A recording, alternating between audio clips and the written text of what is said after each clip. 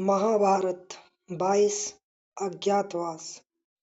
सब अपना अपना भेष बदलकर राजा विराट के यहाँ चाकरी करने गए। चाकरी करने यानी कि उनके यहाँ के काम धंधे करने लगे।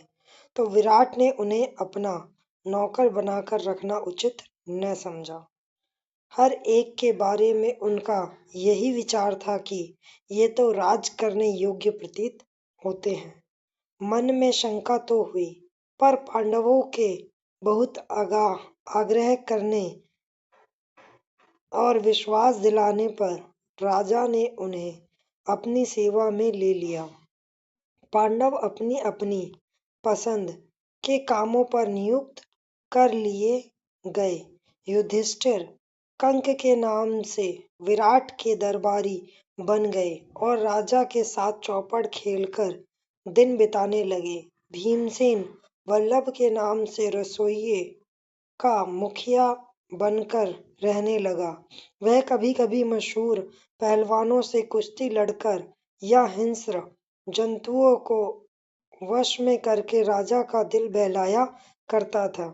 अर्जुन स्त्री के वेश में बृहन्नला के नाम से रनवास की स्त्रियों, खासकर विराट की कन्या उत्तरा और उसकी सहेलियों एवं दास दासियों को नाच और गाना बजाना सिखलाने लगा।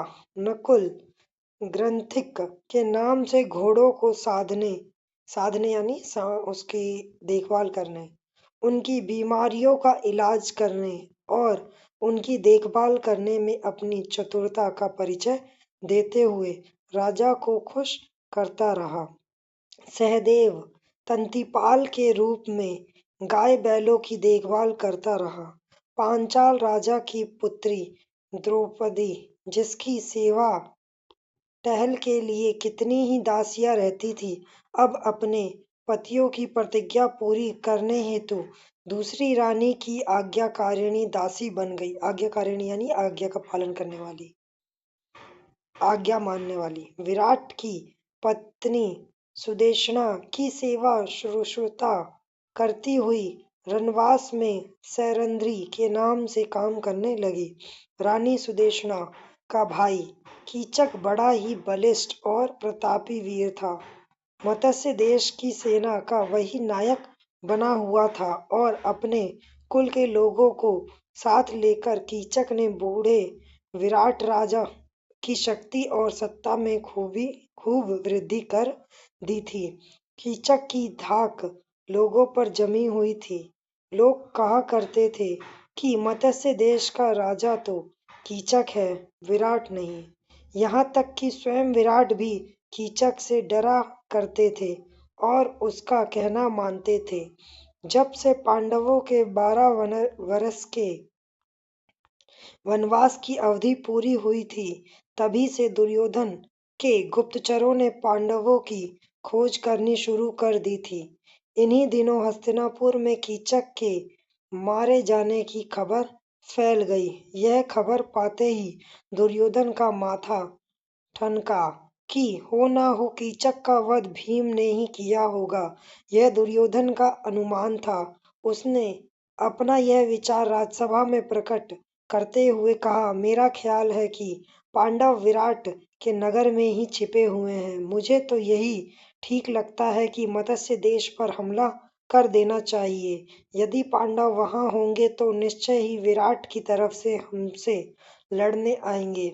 यदि हम अज्ञातवास की अवधि पूरी होने से पहले ही उनका पता लगा लेंगे तो शर्त के अनुसार उन्हें 12 वर्ष के लिए फिर से वनवास करना होगा। यदि पांडव विराट के यहाँ ना भी हुए तो भी हमारा कुछ नहीं बिगड़ेगा। हमारे तो दोनों हाथों में लड्डू है। दुर्योधन की यह बात सुनकर त्रिगर्त देश का राजा सुशर्मा उठा और बोला, राजन, मत्स्य देश के राजा विराट मेरे शत्रु हैं। कीचक ने भी मुझे बहुत तंग किया था। इस अवसर का लाभ उठाकर मैं उससे अपना पुराना बैर भी चुका लेना चाहता हूँ। कर्ण ने सुशर्मा की बात का अनुमोदन किया यानी साथ दिया। फिर सबकी राय से यह निश्चय किया गया कि विराट के राज्य पर राजा सुशर्मा दक्षिण की ओर से हमला करें और जब विराट अपनी सेना लेकर उसका मुकाबला करने जाए, तब ठीक इसी मौके पर उत्तर की ओर से दुर्योधन अपनी सेना लेकर अचानक विराट नगर पर छापा मार दे। इस योजना के अनुसार राजा सुशर्मा ने दक्षिण की ओर से मत्स्य देश पर आक्रमण कर दिया। मत्स्य देश के दक्षिणी हिस्से पर त्रिगर्तराज की सेना छा गई और गायों के झुंड सुशर्मा की सेना के कब्जे में आ गए। कंक यानी कि जो युधिष्ठिर थे, ने विराट को सांत्वना देते हुए कहा, राजन चिंता ना करें, मैं भी अस्त्र विद्या सीखा हुआ हूँ। मैंने सोचा है कि आपके रसोइये वल्लभ अश्वपाल, ग्रंथिक और तंतीपाल भी बड़े कुशल योद्धा हैं। मैं कवच पहनकर रथारूढ़ होकर युद्ध क्षेत्र में जाऊंगा। आप भी उनको आज्ञा दें कि रथारूढ़ होकर मेरे साथ चले। सबके लिए रथ और शस्त्रास्त्र की आज्ञा दीजिए। यह सुनकर विराट बड़े प्रसन्न हो गए। उनकी आज्ञा अनुसार चारों वीरों के लिए रथ तैयार होकर आ खड़े हुए। अर्जुन को छोड़कर बाकी चारों पांडव उन पर चढ़कर विराट और उनकी सेना समेत सुशर्मा से लड़ने चले गए। राजा सुशर्मा और विराट की सेनाओं में घोर युद्ध हुआ। जब राजा विराट बंदी बना लिए गए तो उनकी सारी सेना तितर-बितर हो गई। सैनिक भागने लगे। यह हाल देखकर युधिष्ठिर भीमसेन से बोले, भीम, विराट को अभी छुड़ाकर लाना होगा और सुशर्मा का दर्प चूर करना होगा। घमंड यानी कि दर्प का मतलब। यदि तुम सदा की भांति सिंह की सी गर्जना करने लग जाओगे तो शत्रु तुम्हें तुरंत पहचान लेंगे। इसलिए सामान्य लोगों की भांति रथ पर बैठकर और धनुष बाण के सहारे लड़ना ठीक होगा। आज्ञा मानकर भीमसेन रथ पर से ही सुशर्मा की सेना पर बाणों की बौछार करने लगा। थोड़ी ही देर की लड़ाई के बाद भीम ने विराट को छुड़ा लिया और सुशर्मा को कैद कर लिया। सुशर्मा की पराजय की खबर जब विराट नगर पहुंची तो नगर वालों ने नगर को खूब सजाकर आनंद मनाया और विजयी राजा विराट के स्वागत के लिए शहर के बाहर चल पड़े। इधर नगर के लोग विजय की खुशियां मना रहे थे और राजा के बाट जो रहे थे, तो उधर उत्तर की ओर से दुर्योधन ने तबाही मचा दी।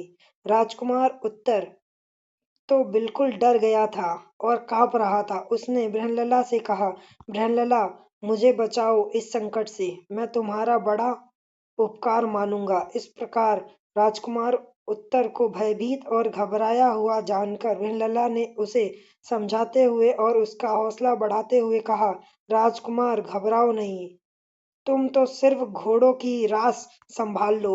इतना कहकर अर्जुन ने उत्तर को सारथी के स्थान पर बैठाकर रास उसके हाथ में पकड़ा दी। राजकुमार ने रास पकड़ ली।